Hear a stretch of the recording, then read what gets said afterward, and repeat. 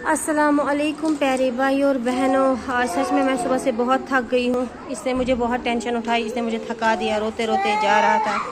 और ये आप देख सकते हैं, इसको छुट्टी की पड़ी है और ये भी रो रही है। करना इधर कुछ नहीं है, सिर्फ बैठना है। इरेजर दूँ मैं? लाइबा को मांगो, लाइबा को इरेजर है। और वहाँ से वो मस्त है, खेल रहे हैं, आप देख सकते हैं। उनकी टेंशन नहीं है, टेंशन है इसकी। और इसकी ये मेरी प्यारी बेटी है, ये नहीं रोती है, मत रोती है, ये अच्छी बेटी है। ये हलीमा भी अच्छी बेटी है, मत रोती है, शाबाश।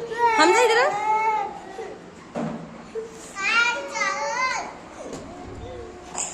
आप रोते हो? हाय हाय, क्यों? किसके पास जाना है? कौन बैठता है?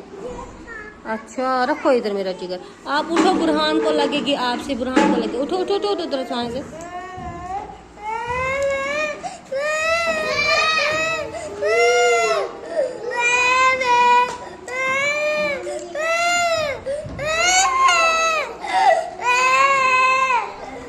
क्या क्या तराने हैं। प्लीज़ मेरे चैनल को ज़्यादा से ज़्यादा शेयर कीजिए और लाइक कीजिए।